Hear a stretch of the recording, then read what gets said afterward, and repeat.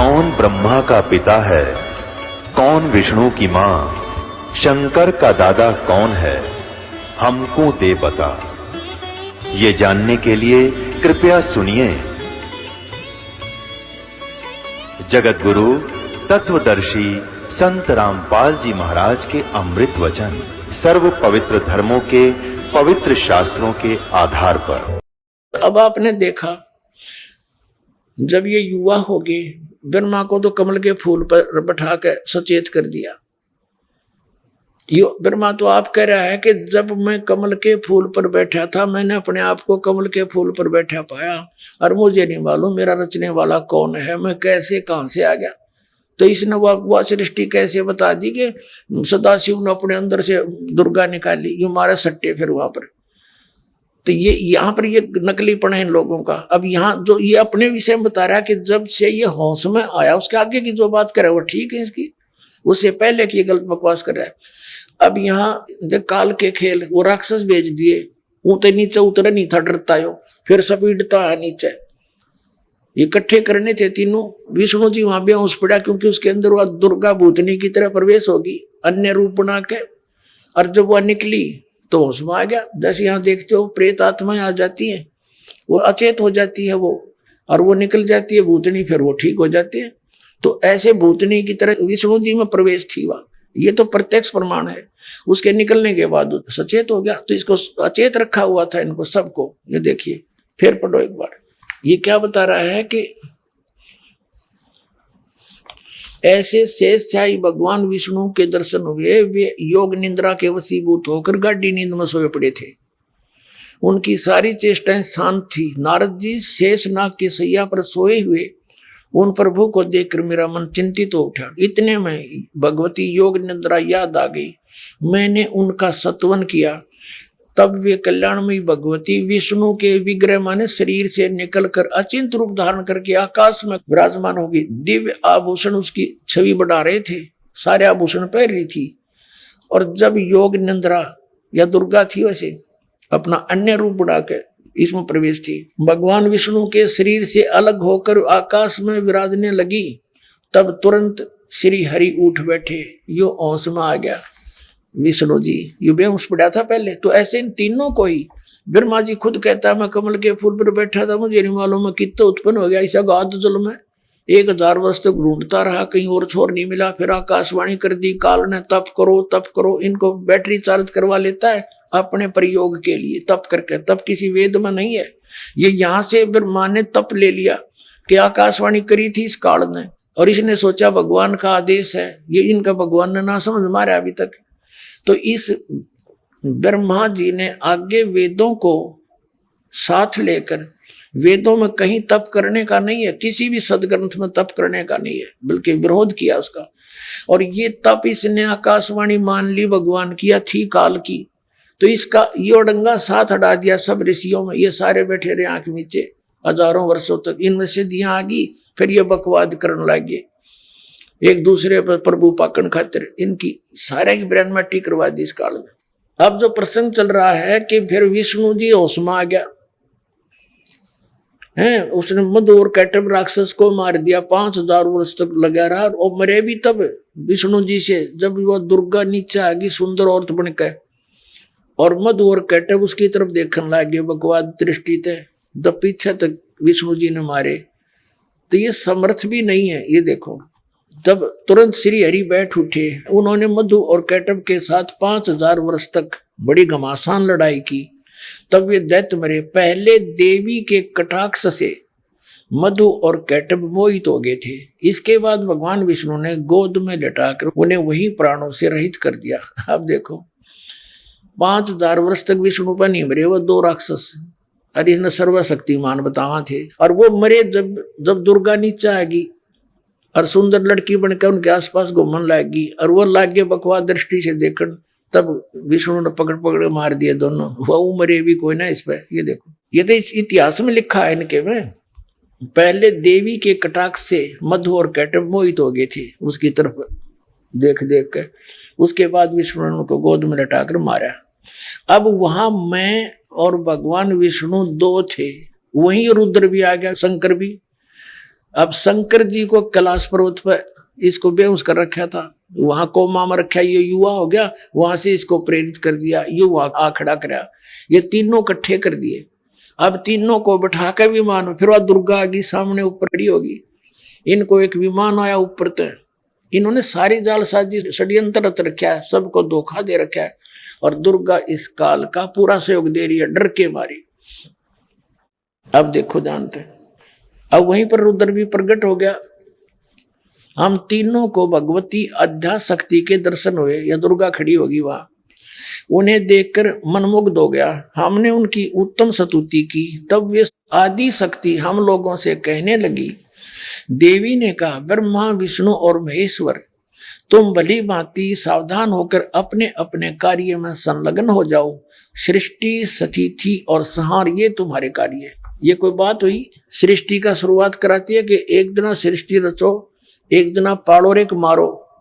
बता, शुरुआत यहाँ से करवाई। तो ये कहते हैं कि हमने कोई पृथ्वी दिखाई देती नहीं, हम इस काम को करें कहाँ? आगे देखो, सृष्टि, स्थिति और संहार तुम्हारे कार्य हैं। ब्रह्मा जी कहते हैं, भगवती अध्याशक्ति की यह वाणी बड़ी मधुर, सुंदर एवं सुखप्रद थी। हमने वह स्पष्ट सुनी। हम लोगों ने कहा, माता, हम किस प्रकार इन प्रजाओं के सर्जन आदि कार्य करने में सफल हों? विस्तृत भूमि का अभाव है, सभी स्थान जलमग्न है। हमारी बात सुनकर उन कल्याण स्वरूपिणी भगवती का मुखमंडल मुस्कान से भर गया। इतने में एक सुंदर विमान आकाश से उतरा, काल ने भेज दिया वो विमान। तब उन देवी ने हमें आज्ञा दी, देवताओं, निर्भय होकर इच्छा पूर्वक इस विमान में प्रवेश कर जाओ। ब्रह्मा, विष्णु और रुद्र, आज मैं तुम्हें एक अद्भुत दृश्य दिखलाती हूँ। हमने भगवती की बात सुनकर उसे शिरोधार्य कर लिया। उस रतन जडित विमान पर चढ़कर हम लोग आराम से बैठ गए। ये दिखा रखा विमान इनका। हम तीनों देवताओं को उस पर बैठे देखकर देवी ने अपने सामर्थ्य से विमान को आकाश में उड़ा दिया। ब्रह्मा जी कहते हैं, मन के समान तीव्र गति से चलने वाला वह विमान जिस अपरिचित स्थान पर गया, वहां संपूर्ण फलों से लदे हुए अनेक सुंदर वृक्ष थे। आगे एक अत्यंत सुंदर नगर दिखाई पड़ा। उसकी अद्भुत चार दीवारी उस नगर की छवि बढ़ा रही थी। उसमें बहुत ऊंचे ऊंचे महल थे। ऊंची स्थान पर यज्ञशाला बनी थी। अक्षण भर के बाद वह एक दूसरे सुंदर प्रदेश में जा पहुंचा। वहां हमने देखा अनुपम नंदन वन था। पारिजात की सघन छाया के नीचे सुरभि गो बैठी थी। पास में ऐरावत हाथी विराजमान था। सैकड़ों अप्सराएं थी। ये सारा क्या है? वहां देखा तो महाभाग इंद्र भी थे। उनके समीप उनकी प्राण प्रिया सची विद्यमान थी। ये पहुंच गए वहां महास्वर्ग के अंदर, एक महा इंद्र ब्रह्मलोक के अंदर। इस काल में ये बहुत बड़ी रचना कर रखी है। ये वहां पहुंच गए ब्रह्मलोक के अंदर। आगे देखियो, अब हम 118 पृष्ठ पर आगे पढ़ते हुए ये तीसरा स्कंद पढ़ रहे हैं हम। तीसरा स्कंद। इतने में हमारा विमान तेजी से चल पड़ा और एक दिव्य धाम ब्रह्मलोक में जा पहुंचा। संपूर्ण देवता उस नगर के सामने मस्तक झुकाया करते थे। वहां पर एक दूसरे ब्रह्मा विराजमान थे। ओहो, उन्हें देखकर भगवान शंकर और विष्णु को बड़ा आश्चर्य हुआ। सभा लगी थी। भगवान शंकर और विष्णु ने मुझसे पूछा। अब देखो, जहां पर ये पहुंचे ऊपर, वो एक अलग स्थान है जहां काल ने अपनी एक लीला से ऐसी लीला कर रखी है। वो महा ब्रह्मलोक है। उसमें महास्वर्ग जैसे सतलोक, अलखलोक, अगमलोक, अकैलोक नकली बना रखे हैं और उनमें ये सारा अपना अन्य रूप धारण कर लेता है। ऊपर के 3 स्थान जो आपको बताए, वहां पर ये क्या करता है, एक में महाब्रह्मा रूप बना लेता है, ब्रह्मा जैसा 5 मुंह का और 4 भुजाएं। दूसरे स्थान पर ये विष्णु रूप बना लेता है। तीसरे में शिव रूप बना लेता है। तो ये जब विमान में बैठे गए तो सबसे पहले ये उस लोक में पहुंच गए ब्रह्मलोक में देखा जहाँ वो 3 स्थान थे। सबसे पहले वहां गए जहाँ ये ब्रह्मा रूप धारण करे बैठा था काल, इनका पिता। ये देखिएगा, इतने में हमारा विमान तेजी से चल पड़ा और वह दिव्य धाम ब्रह्मलोक में जा पहुंचा। वहां एक दूसरे ब्रह्मा विराजमान थे, एक तो विमान में बैठा और एक वहां आगे देखा। वो काल था, इनका समझ में आया नहीं। उन्हें देखकर भगवान शंकर और विष्णु को बड़ा आश्चर्य हुआ, सभा लगी थी। भगवान शंकर और विष्णु ने मुझसे पूछा, चतुरानन ये अविनाशी ब्रह्मा कौन है? मैंने उत्तर दिया, मुझे कुछ पता नहीं। सृष्टि के अधिष्ठाता ये कौन है? भगवान मैं कौन हूँ? ये कौन है और हमारा उद्देश्य क्या है? इस उलझन में मेरा मन चक्कर काट रहा था। इतने में मन के समान तीव्रगामी वह विमान तुरंत वहां से चल पड़ा और कैलाश के सुर में शिखर पर जा पहुंचा। कैलाश पर्वत पर बना रखा है इसने। वहां विमान के पहुंचते ही एक भव्य भवन से त्रिनेत्रधारी भगवान शंकर निकले। वो काल वहां शिव रूप धारण करे बैठा था। वे नंदी वर्षा पर बैठे थे। इनके 5 मुख थे और 10 भुजाएं थी। मस्तक पर चंद्रमा सुशोभित हो रहा था। अक्षण भर के बाद वही विमान उस शिखर से भी पवन के समान तेज चाल से उड़ा और बैकुंठ लोक में पहुंच गया। वहीं पर उस ब्रह्मलोक के अंदर ये एक महास्वर्ग बना रखा उसने, और जहां भगवती लक्ष्मी का विलास भवन था। बेटा नारद, वहां मैंने जो संपत्ति देखी उसका वर्णन करना मेरे लिए संभव है। उस उत्तमपुरी को देखकर विष्णु का मन आश्चर्य के समुद्र में गोता खाने लगा। वहां कमल लोचन श्री हरि विराजमान थे। एक विष्णु और बैठा था वहां पर एक विमान में, वो देख ही रहे हैं। अलसी के फूल के समान उनके श्री विग्रह की कांति थी। पीतांबर पहने थे, 4 भुजाएं थी। वे पक्षीराज गरुड़ पर विराजमान थे। दिव्य आभूषणों से उनकी अनुपम शोभा हो रही थी। प्राण प्रिय लक्ष्मी जी चंवर डुला रही थी। उन सनातन श्री हरि की झांकी पाकर हम सभी भौचक्के से रह गए। एक दूसरे को देखते हुए हम विमान के एक उत्तम आसन पर बैठे रहे। इतने में पवन से बातें करता हुआ वह विमान तुरंत उड़ गया। आगे अमृत के समान मीठे जल वाला समुद्र मिला। उसका जल बड़ा ही मधुर था। अब हम 119 पृष्ठ पर आ गए हैं। ये 3रा सेकंड चल रहा है।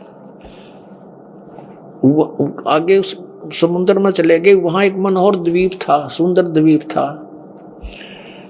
उस द्वीप में एक मंगल में मनोहर पलंग बिछा था। उस पलंग में सुंदर रत्न जड़े थे। उस उत्तम पलंग पर एक दिव्य रमणी बैठी थी, एक सुंदर औरत बैठी थी। वे ऐसी प्रभापूर्ण देवी थी मानो करोड़ों बिजलियां एक साथ चमक रही हों। अत्यंत सुंदर मुख था, लाल लाल दांत थे। करोड़ों लक्ष्मियों से भी अधिक वह सुंदर थी। अब आगे उन्हें देखकर हम सभी महान आश्चर्य में पड़ गए। कुछ समय तक हम वहीं ठहरे रहे। आपस में कहने लगे, यह सुंदरी कौन है? इसका क्या नाम है? हम इसके विषय में बिल्कुल अनभिज्ञ हैं। इसके नेत्र हैं, फलान है। आगे देखो। नारद यों संदेहग्रस्त होकर हम लोग वहां रुके रहे। तब भगवान विष्णु ने उन चारु साहिनी भगवती को देखकर विवेक पूर्वक निश्चय कर लिया कि वे भगवती जगदम्बिका हैं, यानी दुर्गा हैं। तब उन्होंने कहा कि ये भगवती हम सभी की आदि कारण है। काल ने उस विष्णु जी की वो बैकग्राउंड दिखा दी, थोड़ी सी बुद्धि खोल दी। उसने अपना बचपन दिख गया दिव्य दृष्टि से। अब देखो, तब उन्होंने कहा कि ये भगवती हम सभी की आदि कारण है। महाविद्या महामाया इनके नाम है। ये पूर्ण प्रकृति है। ये देखो, यहां कमाल कर दिया। 120 पृष्ठ पर ये वे ही दिवांगना हैं, विष्णु जी बता रहे हैं, जिनके प्रलय वर्ण में जब कुछ भी नहीं था, सब पानी पानी था, मुझे दर्शन हुए थे। उस समय मैं बालक रूप में था। मुझे पालने पर ये झुला रही थी। वट वृक्ष के पत्थर पर एक सुदृढ़ सैया बिछी थी। उस पर लेटकर मैं पैर के अंगूठे को अपने कमल जैसे मुख में लेकर चूस रहा था। इन्हें देखकर मुझे पहले की बात याद आ गई। ये हम सबकी जननी है। अब आगे समझ में आपका। अब विष्णु जी खुद कह रहे हैं कि मैं छोटा सा बालक था और जब इसके दर्शन हुए, मैं पिछली बात याद आ गई, थोड़ी सी झलक दिखा दी इसको कि मैं छोटा सा बालक पालने पर झूल रहा था, रिया मैंने झुला रही थी। अब देखो, अब 123 पृष्ठ पर आ जाते हैं। ब्रह्मा जी बताता हुए आ रहे हैं 123 पृष्ठ पे, तीसरा स्कंध। अब विष्णु जी अपनी माता दुर्गा की स्तुति करते हैं, तुम शुद्ध स्वरूपा हो, सारा संसार तुम्ही से उद्भासित हो रहा है। मैं ब्रह्मा और शंकर हम सभी तुम्हारी कृपा से विद्यमान हैं। हमारा आविर्भाव माने जन्म और तिरोभाव माने मृत्यु हुआ करता है। हमारा तो जन्म मृत्यु होता है, केवल तुम ही नित्य हो, जगत जननी हो, प्रकृति और सनातनी देवी हो। एक तो प्रकृति दुर्गा को कहते हैं और ब्रह्मा विष्णु महेश नासवान है। ये दो कंसेप्ट तो यहाँ तक क्लियर हो गए। आगे देखो, भगवान शंकर बोले, देवी यदि माँ बाग विष्णु तुम्ही से प्रकट हुए हैं तो उनके बाद उत्पन्न होने वाले ब्रह्मा भी तुम्हारे बालक हुए। फिर मैं तमोगुणी लीला करने वाला शंकर क्या तुम्हारी संतान नहीं हुआ? अर्थात मुझे भी उत्पन्न करने वाली तुम ही हो देवी। संपूर्ण संसार की सृष्टि करने में तुम बड़ी चतुर हो। इस संसार की सृष्टि, स्थिति और संहार में तुम्हारे गुण सदा समर्थ हैं। उन्हीं तीनों गुणों से उत्पन्न हम रजगुण ब्रह्मा, सतगुण विष्णु, तमगुण शंकर समझो। ब्रह्मा विष्णु एवं शंकर नियमानुसार कार्य में तत्पर रहते हैं। अब पुण्यात्माओं, परमात्मा ने सिंपल वे से बोला था, धर्मदास ये जग बोराना, कोई न जान ये पद निर्वाणा। यही कारण मैं कथा पसारा, जग से कहिए वो राम ने आरा। अब मैं तुमसे कहूँ चताई, त्रिदेवन की उत्पत्ति भाई। माँ अष्टंगी पिता निरंजन, ये जम दारुण वंशन अंजन। पहले कीन निरंजन राई, पीछे से माया उपजाई। माया रूप देख अति शोभा, देव निरंजन तन मन लोभा। तीन पुत्र अष्टंगी जाए, ब्रह्मा विष्णु शिव नाम धराए। धर्मराय किन्ने भोग विलासा, माया को रही तबासा। तीन पुत्र अष्टंगी जाए, ब्रह्मा विष्णु शिव नाम धराए। उस समय किससे नहीं माना? अरे हमारे धर्म गुरुओं ने परमात्मा के साथ वो कुबद करी। उनकी सारा इतिहास धीरे धीरे बताएंगे आपको, कैसे जुल्म गुजारे थे नकलिया ने। और वो परमात्मा सच्ची कहा करते कि ये ऐसे आराध हमारे सदग्रंथ ये सच्ची बता रहे हैं। अब देखना, अब हम ये शिव पुराण में आगे हैं, देवी पुराण रख दिया हमने। गीता प्रेस गुरुकुल से प्रकाशित है, ये वही की वही है जो पहले आपको दिखाई थी। हनुमान प्रसाद पोदार इसके संपादक हैं। गोविंद वन कार्यालय कोलकाता का संस्थान, ये यहाँ से गीता प्रेस गुरुकुल से छपी है। अब इसमें हमने यहाँ तक पढ़ा था। अब ब्रह्मा जी यहाँ बता रहे हैं 99वें पृष्ठ पे, यहाँ से शुरू हुआ था। ब्रह्मा जी ने यहाँ से पूछा था, अपने पुत्र नारद की बात सुनकर लोक पिता में ब्रह्मा माँ इस प्रकार बोले।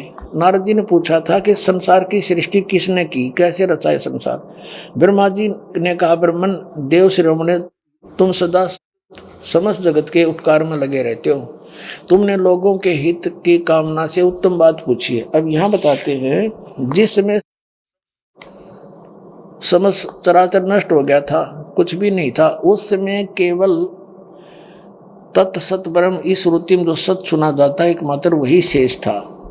अब मोटा मोटा हलेंगे हम। उस निराकार परमात्मा ने अपनी लीला शक्ति से अपने लिए मूर्ति की कल्पना की, जिस पर ब्रह्म के विषय में ज्ञान और ज्ञान के बारे में कुछ कहा जाता है। और वो फिर क्या हुआ, जो मूर्ति रहित परमात्मा है उसकी मूर्ति वो सदाशिव है। उसकी मूर्ति भगवान सदाशिव हैं। ये सदाशिव काल बन गया सदाशिव। अर्वाचीन और प्राचीन विद्वान उन्हीं को ईश्वर कहते हैं। उस समय एकाकी रहकर स्वेच्छानुसार विहार करने वाले सदाशिव ने अपने विग्रह से, अपने शरीर से स्वयं ही एक स्वरूप भूता शक्ति की सृष्टि की, जो उनके अपने श्रीअंग से कभी अलग होने वाली नहीं थी। उस पराशक्ति को प्रधान प्रकृति गुणवती बुद्धि तत्व की जननी तथा विकार रहित बताया गया। वह शक्ति अंबिका कही गई है, दुर्गा। उसी को प्रकृति सर्वेश्वरी त्रिदेव जननी, तीनों देवताओं की माता, नित्य और मूल कारण भी कहते हैं। सदाशिव द्वारा प्रकट की गई उस शक्ति की 8 भुजाएं हैं। होगी, अंडरस्टूड हो गया यो कि दुर्गा के विषय में कह रहा है ब्रह्मा जी, और क्या बता रहा है कि उस सदाशिव ने यानी काल भगवान ने, यहाँ देखो आगे पता चलेगा, नाना प्रकार के आभूषण उसके श्री अंग की शोभा बढ़ाते हैं। वह देवी नाना प्रकार की गतियों से संपन्न है, अनेक प्रकार के अस्त्र शस्त्र धारण करती है। दुर्गा की परिभाषा है सारी। एकाकिनी होकर वह माया संयोग वसात अनेक हो जाती है, और जो वे सदाशिव हैं उन्हें परम पुरुष ईश्वर शिव शंभु और महेश्वर कहते हैं। अब देखो यहाँ क्लियर हो जाएगा 101 पृष्ठ पे है रुद्र संहिता। वे अपने सारे अंग में भस्म रमाए रहते हैं। उन काल रूपी ब्रह्म ने, काल रूपी ब्रह्म ने, काल रूपी ब्रह्म कहो, सदाशिव कहो, ज्योत निरंजन कहो, एक ही समय शक्ति के साथ नाथ नहीं है, शिवलोक नामक अक्षेत्र का निर्माण किया था। उस उत्तम अक्षेत्र को काशी कहते हैं, जो सबके ऊपर विराजमान है। वे प्रिय और प्रियतम रूप यानी पति पत्नी रूप में दुर्गा और शिव, शक्ति और शिव जो परमानंद स्वरूप हैं, उस मनोरम अक्षेत्र में नित्य निवास करते हैं। काशीपुरी परमानंद रूपिणी है। मुने शिव और शिवा ने प्रलय काल में भी कभी उस अक्षेत्र को अपने सानिध्य से मुक्त नहीं किया। देवर से एक समय उस आनंद वन में रमण करते हुए शिवा और शिव के मन में, ये शिवा कौन है, वहाँ दुर्गा, और शिव ये काल, इसके मन में एक इच्छा हुई कि अब किसी दूसरे पुरुष की सृष्टि करनी चाहिए, जिस पर यह सृष्टि संचालन का महान भार रखकर हम दोनों केवल काशी में रहकर इच्छानुसार विचरें और निर्वाण धारण करें। ऐसा निश्चय करके शक्ति सहित सर्वव्यापी परमेश्वर शिव ने अपने वाम भाग के 10वें अंग पर अमृत मल दिया, यानी उन्हें दोनों ने पति पत्नी व्यवहार किया। फिर तो वहाँ से एक पुरुष प्रकट हुआ, एक पुत्र की उत्पत्ति हुई। अब उसका नाम के रखा 102 पृष्ठ पर आगे हम रुद्र संहिता का। अब शिव ने कहा, वत्स बेटा, व्यापक होने के कारण तुम्हारा विष्णु नाम विख्यात हुआ। अब कैसे हो गया? इस काल और दुर्गा के संयोग से विष्णु की उत्पत्ति ये हमारे सदग्रंथ ने प्रमाणित कर दी, शिव पुराण ने। आगे देखो, अब ये 6वां अध्याय रुद्र संहिता का यहाँ समाप्त हो गया, जो हम यहाँ पढ़ रहे थे। अब 7वां अध्याय शुरू होता है। ब्रह्मा जी कहते हैं देव से, तत्पश्चात कल्याणकारी परमेश्वर शाम सदाशिव ने यानी काल ने जैसे विष्णु उत्पन्न किया दुर्गा के संयोग से, पूर्ववत प्रयत्न करके मुझे अपने दैन्य अंग से उत्पन्न कर दिया। अपने आत्माओं, इसमें के स्पष्ट होगा जो दास कहना चाहा था कि इन ब्रह्मा विष्णु महेश्वर को भी कख भी पता नहीं अध्यात्म मार्ग का, ना इस सृष्टि रचना का। परमात्मा ने आके इनको, क्योंकि ये भी उसके बच्चे हैं, सारी पृथ्वी चींटी से लेकर हाथी तक सभी उसी की आत्मा है। हिंदू मुस्लिम सिख ईसाई सब उसी के बच्चे हैं। ब्रह्मा विष्णु महेश ये देवता सब उसी के बच्चे हैं। अब अपनों के लिए वही दुख पाता है अपना ही।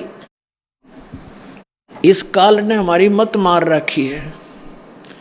अब ब्रह्मा को मालिक मिले, एक बार तो मान गया, फिर भी काल के प्रभाव से एकदम नाट गया। अब वो परमात्मा से सुना ज्ञान है। अब ये खुद आपने देखा देवी पुराण में ब्रह्मा जी कहते हैं, बेटा नारद, जब मैं उत्पन्न हुआ मैं कमल के फूल पर बैठा था, मुझे नहीं मालूम उस अगाध जल में मैं कहाँ से आ गया, मेरा कौन उत्पन्न करने वाला।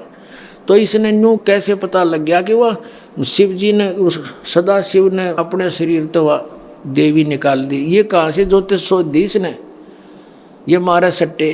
तो ये तुक्के हैं इनके, इन जो अपने सचेत होने से पहले जो इस नटकलबाजी वह सारी झूठ है। परमात्मा से सुनी हुई और अड़ंगा बनाकर पेश करी कि अपने आप निकाल दी। और मालिक ने बताई सारी कहानी कि हम वहाँ पहुँचे, इसके पेट से निकाला इसको, और फिर वहाँ से निकाल कर यहाँ फेंक दिया नीचे। तो जो परमात्मा ने बताई वह सत्य है, और उसका समर्थन आज इन सदग्रंथों ने भी दे दिया कि उसी काल और दुर्गा से ब्रह्मा की भी उत्पत्ति, काल और दुर्गा से विष्णु के जन्म हुआ। यहाँ पर लेखक अनुवाद करता थोड़ी सी विचलित हो गया। उसने ये सोचा कि भी शिव से शिव की उत्पत्ति कैसे लिखूं, लेकिन इससे पहले विद्वेश्वर संहिता है 28-29 पृष्ठ पर वह स्पष्ट लिख रखा है, ब्रह्मा और विष्णु का आपस में युद्ध हो गया। किस बात पर? विष्णु कहता है मैं तेरा बाप, ब्रह्मा जी को, ब्रह्मा जी कहते हैं मैं तेरा बाप। इस बात पर झगड़ा हो गया। उनके बीच में एक स्तंभ खड़ा कर दिया, पिलर, यानी एक लिंग तेजों में काल ने, और वहाँ शिव का रूप धारण करके आके खड़ा हो गया। इन दोनों को धमकाया कि तुम अपने आप को भगवान मान बैठे, तुम भगवान नहीं हो हैं। और फिर वहाँ पर ये 4 सिद्ध हो जाते हैं। अब परमात्मा ने जो अपने द्वारा रची सृष्टि बताई वह सारी सत्य है, इससे हमारा उसको समर्थन है। ये देखिएगा शिव पुराण फिर दिखाते हैं आपको। ये गीता प्रेस गोरखपुर से प्रकाशित वही है, यहाँ देखना। ये है विद्वेश्वर संहिता। पहले हमने रुद्र संहिता पढ़ी थी, रुद्र संहिता, और ये 24 पृष्ठ पे ये इनके बीच में उसने स्तंभ खड़ा कर दिया। ब्रह्मा और विष्णु का आपस में युद्ध हो गया। फिर वहाँ ये सदाशिव यानी शिव रूप धारण करके खड़ा हो गया। ब्रह्मा और विष्णु ने पूछा, प्रभु सृष्टि आदि 5 कृत्यों के लक्षण क्या हैं, ये हम दोनों को बताइए। भगवान शिव बोले, ये काल शिव रूप में खड़ा हो गया और फिर क्या कहता है, मेरे कर्तव्यों को समझना अत्यंत गहन है, तथापि मैं कृपा पूर्वक तुम्हें उनके विषय में बता रहा हूँ, आगे आ जाओ। अब ये 26 पृष्ठ पर देखना, विद्वेश्वर संहिता के, यहाँ जाते हैं। पुत्रो, अब ये काल कहता है ब्रह्मा और विष्णु को, बेटो पुत्रो, तुम दोनों ने तपस्या करके प्रसन्न हुए मुझ परमेश्वर से सृष्टि और सतिथि नामक 2 कृत यानी 2 डिपार्टमेंट प्राप्त किए हैं। ये दोनों तुम्हें बहुत प्रिय हैं। इसी प्रकार मेरी विभूति स्वरूप रुद्र और महेश्वर ने, ये ने है मैं नहीं है, 2 अन्य उत्तम कृत संहार और तिरोभाव मुझसे प्राप्त किए। तो दास जो कहना चाहा था कि 2 तो ब्रह्मा विष्णु हो गए, रुद्र और महेश्वर हो गए, और 5वां यू बोल रहा है, यो इनका पिता है ब्रह्मा विष्णु और महेश का, इति सिद्ध। परमात्मा कबीर जी ने 600 वर्ष पहले जो आके ज्ञान कहा था पुण्यात्माओं कि ब्रह्मा विष्णु महेश नासवान हैं, इनकी जन्म मृत्यु होती है, ये पूज्य नहीं है। 3 देव की जो करते भक्ति, उनकी को देना होवे मुक्ति। और इस बात का विरोध किया गया था बहुत गणा। इन नकली गुरु ऋषि महर्षि ब्राह्मणों ने कबीर साहब को ये कह कर रिजेक्ट कर दिया था, ये तो दुल्हा है, ये धानक है, अशिक्षित है, ये क्या जाने सदग्रंथों के विषय में, ये सारी झूठ बोल रहा है। और परमात्मा कहा करते थे कि साच कहूँ तो जग नहीं माने, पर झूठ कही ना जाई हो, ये ब्रह्मा विष्णु शिव जी दुखिया जिन ये राह चलाई हो। अपनात्माओं, जो दास ये सिद्ध करना चाहा था आज के सत्संग में कि परमात्मा कौन है। परमात्मा वो है जिसने वेद पढ़े नहीं और गीता पढ़ी नहीं, अक्षर ज्ञान नहीं था, जिसको हम मानते हैं, संस्कृत भाषा नहीं जाने थे, और उन्होंने वो सारी सत्य कथा 600 वर्ष पहले बता रखी जो हमारे गुरु ऋषि ब्राह्मणाचार्य और शंकराचार्यों ने आज तक ज्ञान नहीं सदग्रंथों में लिखा, और उसी का समर्थन हमारे सदग्रंथों ने बताया। तो who is God? Kabir is God. और सौभाग्य आपका, आपको परमात्मा के इस ज्ञान सुनने का अवसर मिल गया। अपना कल्याण कराओ और नाम लो, और सब ने जा बताओ सच्चाई कहाँ पर है, सबका कल्याण होगा। बोलो सतगुरुदेव।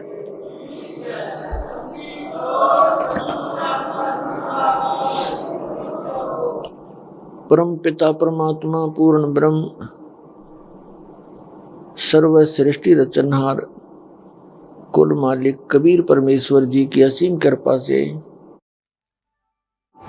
आप सभी पुण्यात्मा सत्संग में उपस्थित हो पाई।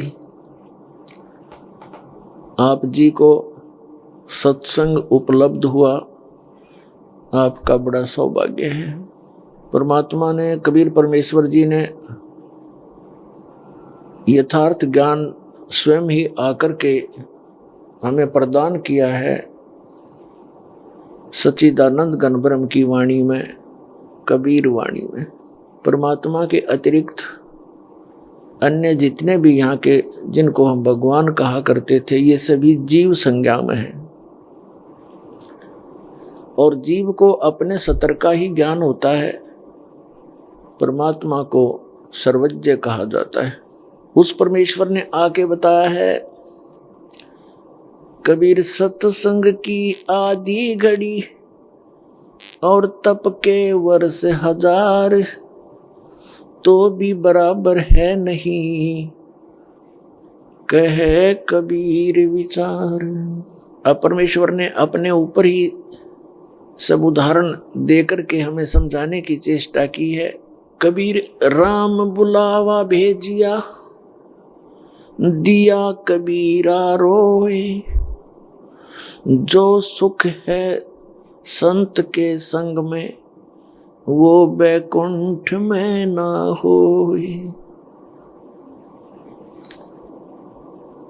मात पिता मिल जाएंगे 184 माह, सतगुरु सेवा और बंदगी या फिर मिलन की ना। पुण्यात्माओं, जिस लोक में आप रह रहे हो,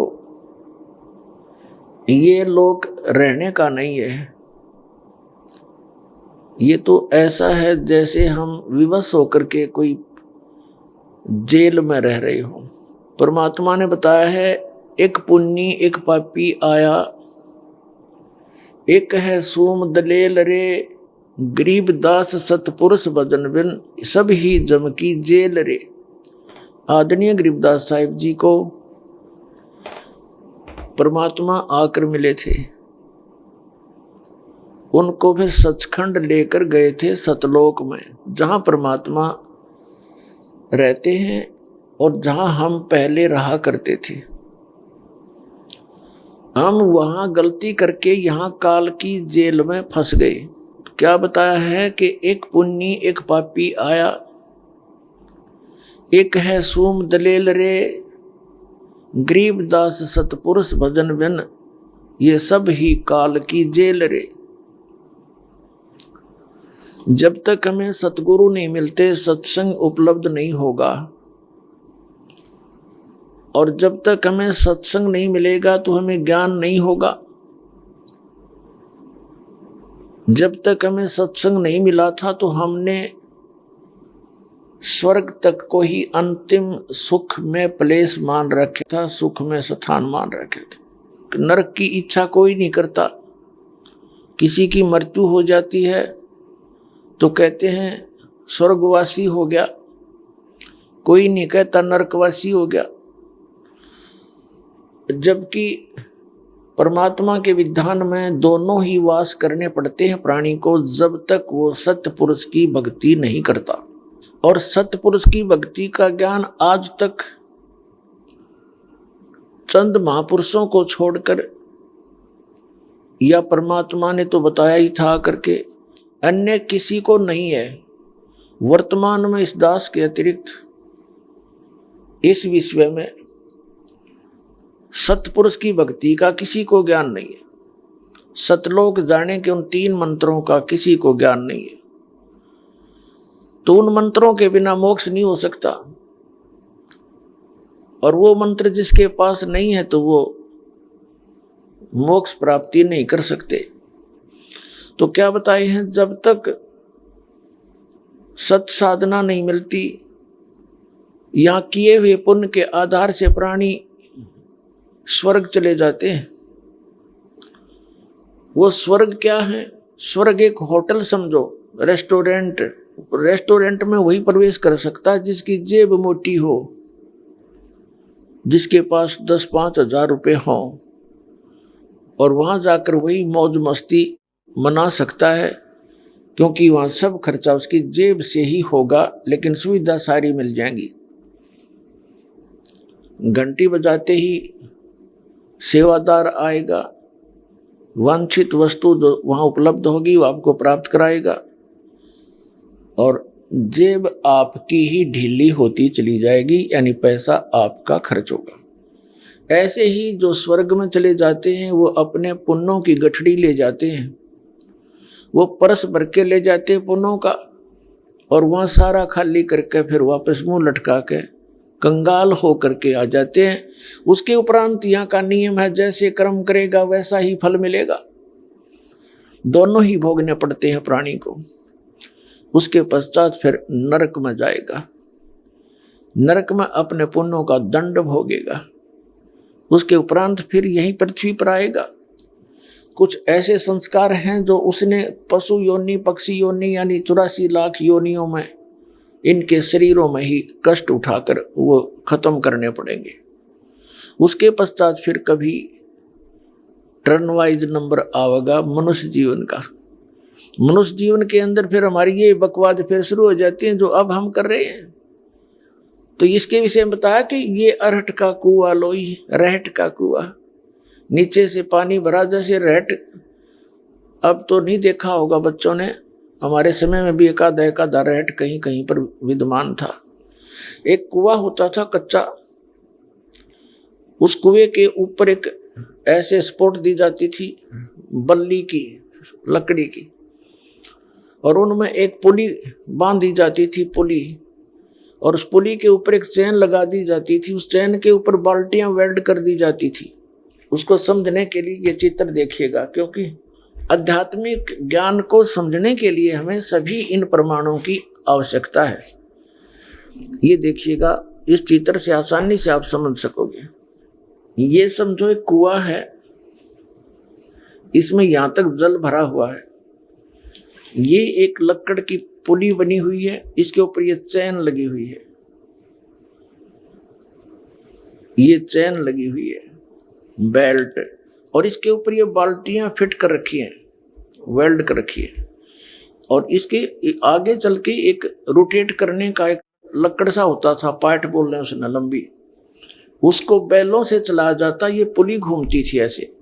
तो ये पुली घूमती है तो चैन पे लगी हुई बाल्टियां नीचे से पानी भर के लाती हैं और ऊपर आकर यहाँ खाली हो रही हैं।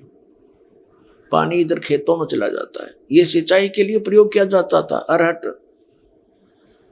तो नीचे से भर के लाए, ऊपर खाली होगी, फिर नीचे आई खाली, फिर भर लिया, फिर खाली, फिर भर लिया, फिर खाली। ये अरहट का कुआं लोई, अरियागढ़ बन जाए है सब कोई।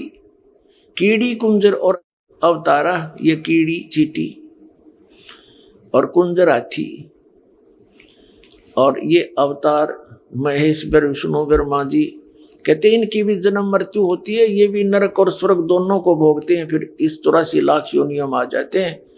ये अरहट का कुआं लोई यानी जन्म मृत्यु व्यवहार जो है, नीचे आए,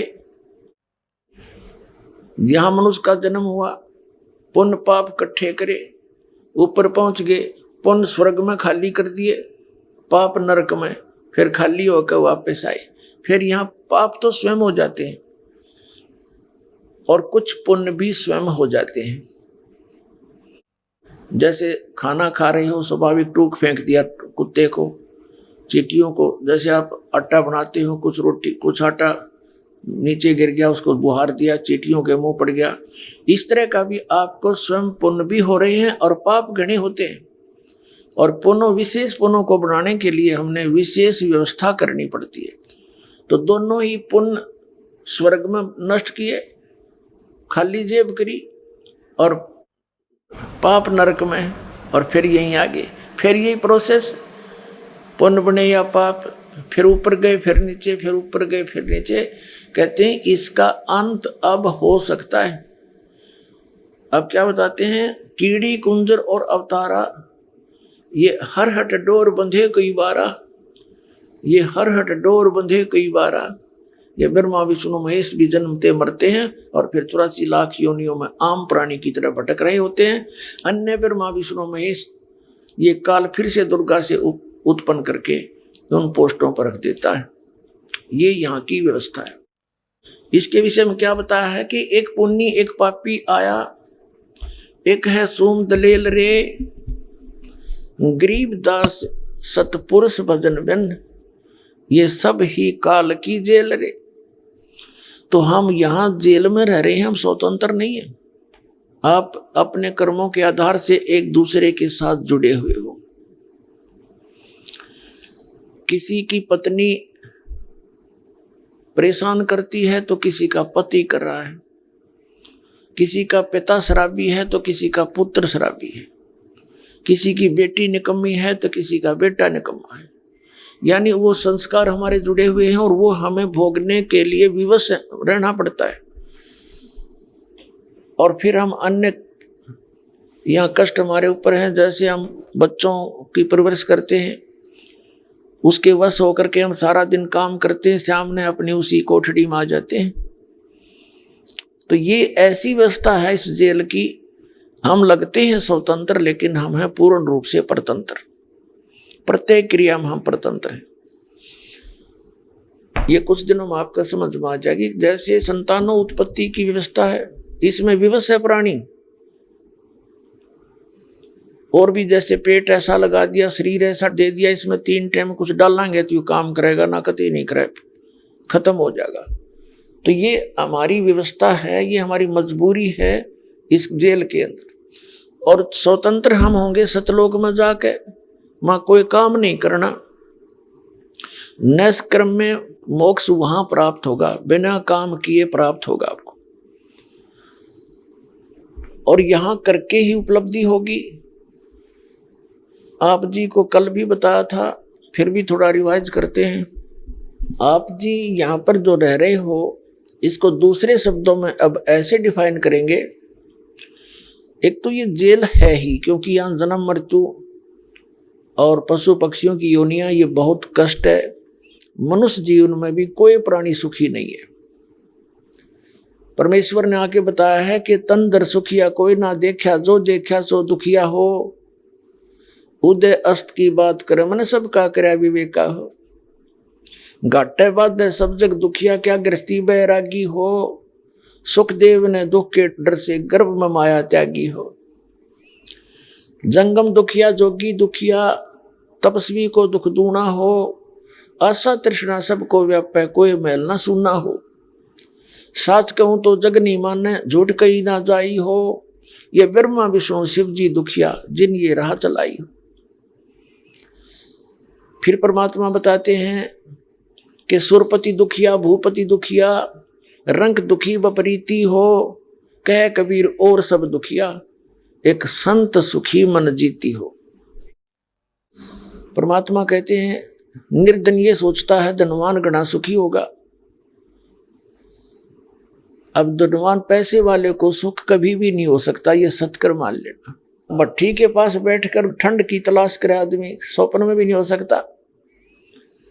ये माया तो आग है इस जीव को फूकने वाली। ये तो परमात्मा के ज्ञान से समझ में आओगी आपके कुछ दिनों में। और जैसे ये दास परमात्मा का विधान आपको बताएगा, इस विधि से आप रहोगे तो यही आग आपके लिए वरदान बनना शुरू हो जाएगी। तो एक तो आग में हाथ देवे, जल गया। एक अग्नि से अपना काम लेवे, रोटी बनावे, सब्जी बनावे विधिवत। तो बगैर ज्ञान के आप जीव एक अनजान बच्चे की तरह उस आग में हाथ दिए बैठे हो और चिल्ला रहे हो। अब कैसे है ये माया आग? आप इन सेठों के निकट जाकर देखना, कभी इनकी हिस्ट्री सुनना। माया किसी के पास 2 करोड़ होगी तो 20 करोड़ का खर्चा उठाओगा कि मैं लोन ले लेगा और बड़ी फैक्ट्री बनाऊंगा। और उस फैक्ट्री में होगी हड़ताल, वो सारा ताम जाम खराब हो गया, बैठ गया माथे पादर के, हो गया सुख उस माया ने। वो आग बढ़ावेगी, बेचैनी खड़ी करेगी आपके लिए। तो धनवान ये सोचते हैं भाई पैसे पूसे में कोई सुख नहीं है, ये राजा लोग सुखी होंगे। राजा को सुख सपने में नहीं हो सकता। तो हमारी जीव संज्ञा की सोच है जो हम एक दूसरे को देखते हैं यहाँ सुखी है, नमक की बोरी में और खंड का टेस्ट कोई ढूंढ रहा है। ऐसा ही हमारा प्रयत्न इस काल के लोक में, स्वर्ग में हम सुख ढूंढने जाते हैं या यहाँ की कार कोठियों में हम सुख मानते हैं। ये बगैर ज्ञान के अनजानपने में हम इसी विधान को अपनाए हुए हैं। इस तत्व ज्ञान से फिर आपकी यह दिशा बदल जाएगी, आपकी सोच बदलेगी, विचारों में परिवर्तन होगा, जिससे फिर आप सुखी होना शुरू हो जाओगे। अब राजा लोग दुखी होते हैं तो वो सोचते हैं भाई यहाँ तक हमने सुख की तक देखा नहीं। विचार करने की बात है, एक परिवार का मुखिया 4-5 घर के सदस्यों की व्यवस्था में टेंशन ग्रस्त रहता है, और राजा तो एक क्षेत्र का प्रजा पिता होता है, प्रजा का स्वामी होता है। कभी सूखा गिर गया है, कहीं कोई झगड़ा हो गया है, कोई फ्लड आ जाती है या कोई अन्य किसी कारण से घटना घट जाती है, तो राजा को नींद नहीं आती रात में, उसके ऊपर बहुत बड़ा वजन बना रहता है, तो वो घूटी ला के पड़े, कर्म बिगाड़े न्यारे। तो ऐसे फिर कहते हैं, राजा सोचता है कि भी स्वर्ग लोक के देवता सुखी होंगे। अब देवताओं से कोई बात करता है, वो कहते हैं भाई इंद्र सुखी है यहाँ का राजा, हमने कोई सुख नहीं। और सुख तो वहां हो जहां परमात्मा की प्रेजेंस हो, जहां परमात्मा हो।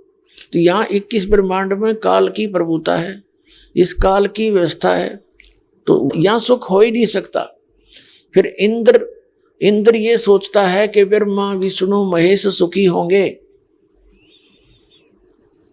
इंद्र की हिस्ट्री आप पढ़ के देखो, स्वर्ग के राजा की, इन पुराणों के अंदर उसकी कैसी कैसी दुर्गति हुई, कैसे मलिन विचार उन लोगों के। जो बकवाद यहाँ करने को नहीं मिलती, इनके स्वर्ग में उपलब्ध है, और वो कर्म फोड़ने की है सारी, अपने पुण्य समाप्त करना और पाप के भागी बनना। पुण्यात्माओं, आप जी ने अध्यात्म ज्ञान ढंग से नहीं सुना, ना मिला आपको सुनने को। अब इस अध्यात्म ज्ञान से, तत्व ज्ञान से आप परिचित हो जाओगे। फिर दास की एक एक बातें जो सत्य तो हैं ही, पर आपको भी सच्ची लगने लग जाएंगी कुछ दिनों में, क्योंकि अभी तक आपने कोरा अज्ञान सुन रखा है। अध्यात्म मार्ग का कोई ज्ञान नहीं पृथ्वी पर नहीं है, और इसी कारण से इस दास का विरोध हो रहा है कि दास साची कहता है, अन्य संत झूठ पर आधारित हैं। वो स्वयं तो बोलते नहीं है, लेकिन अपने शिष्यों को मिसगाइड करते रहते हैं, वो झूठ बोलता है। अब शिष्य बेचारे श्रद्धालु होते हैं, वो तो आंख नीचे बैठे हैं गुग्गू की तरह। हमारे गुरु जी जो बोल रहे हैं, सत्य और असत्य का निर्णय कोई आधार बनाकर किया जाता है।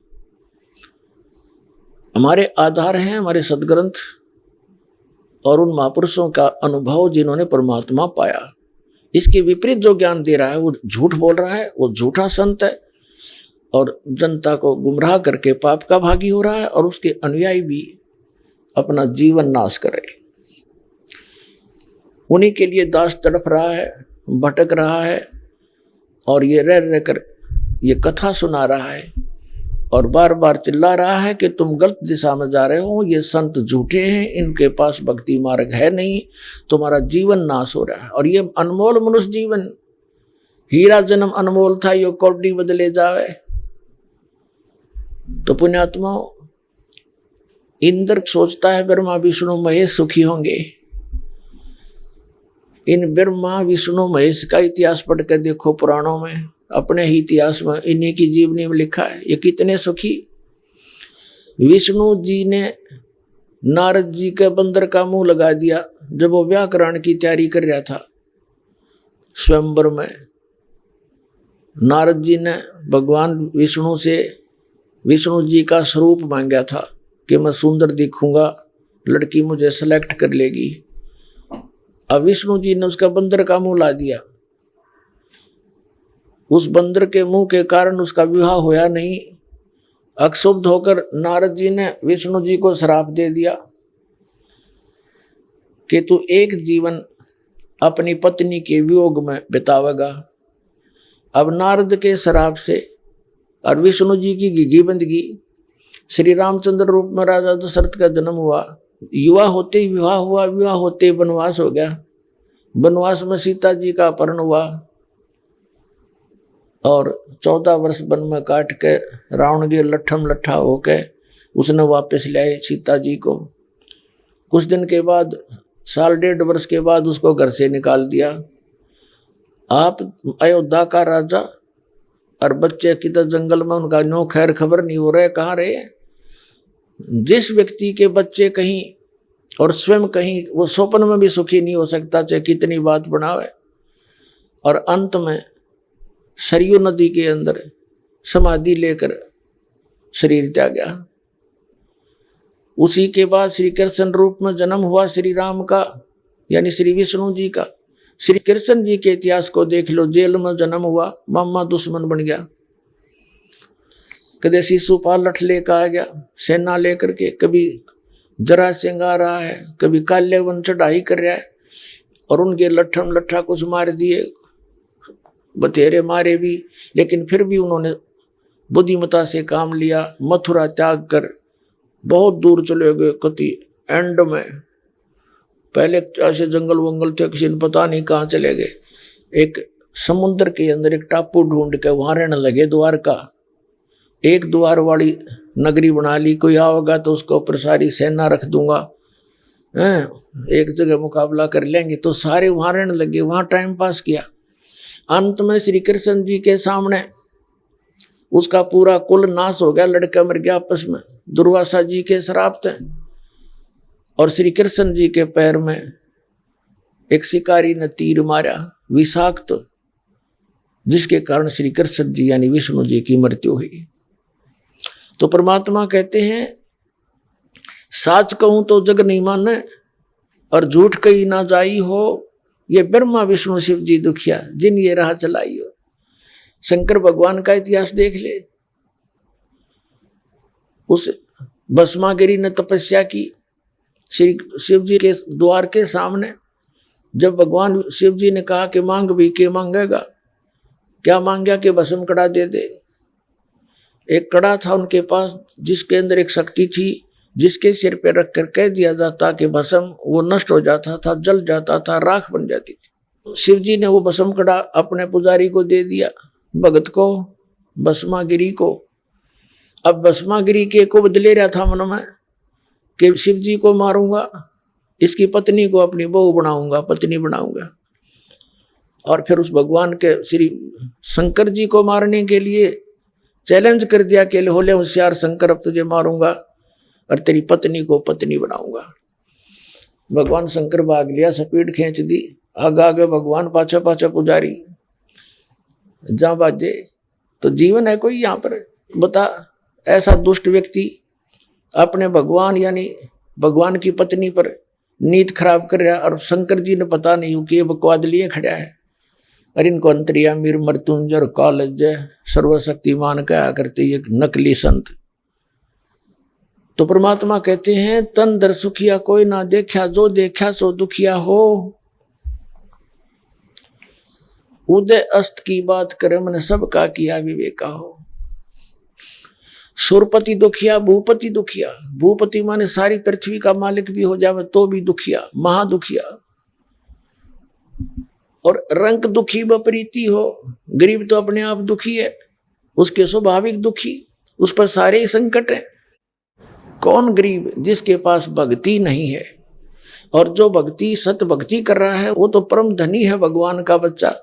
चाहे गरीब हो, चाहे अमीर हो, राजा हो या रंक हो, कोई भी हो, लेकिन सत भक्ति कर रहा हो। तो क्या बताते हैं परमात्मा? कहे कबीर और सब दुखिया, एक संत सुखी मन जीती हो। अब मन कैसे जीता जाएगा? इस तत्व ज्ञान से आपकी इच्छा इस काल की व्यवस्था से हट जाएगी। यहां आपकी किसी भी वस्तु की आपकी डिमांड नहीं रहेगी। कौन सी वस्तु की? जैसे हम यहां क्या मांगते हैं भगवान से? घना धन दे परमात्मा, और किस लिए धन मांग रहे हम?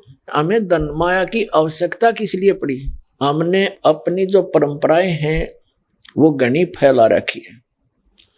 उन परंपराओं को हम सीमित करेंगे।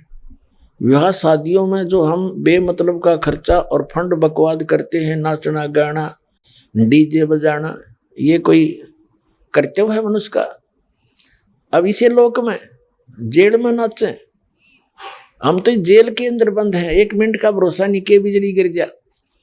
जैसे एक दिन समाचार पत्र में पढ़ा, और वैसे भी बहुत सारे घटनाएं दिन में घटती ही रहती हैं।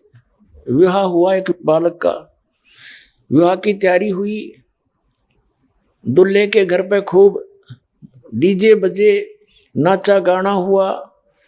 नेक्स्ट डे वो बारात जा रही थी, रास्ते में वो दूल्हे वाली गाड़ी एक ट्रक से टकरा गई और उसमें वो जितने भी थे सारे मर गए, 7-8 व्यक्ति, और दूल्हा भी मर गया।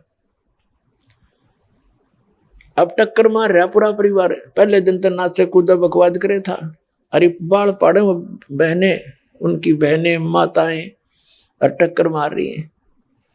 तो पुण्यात्माओं, संतों की दृष्टि से, उनकी आंखों से हमने देखना पड़ेगा। नानक साहब जी कहते हैं, नानक साहब जी के पास कोई जाता था, जैसे अनुपदेशी मिलते थे और कहते थे, महाराज आप तो ऐसे रहते हो जैसे आपका कुछ खोया खोया है, आप खोए खोए रहते हो, आपको क्या टेंशन है? तब नानक साहिब जी ने कहा था, ना जाने काल की कर डारे, किस विध ढल जा पास आवे, और जिनाते सरते मौत खुड़क दी, उनानू केड़ा हासावे। 1 सेकंड का भरोसा नहीं कि बिजली गिर जाए यहाँ पर और हम यहाँ बकवाद करें।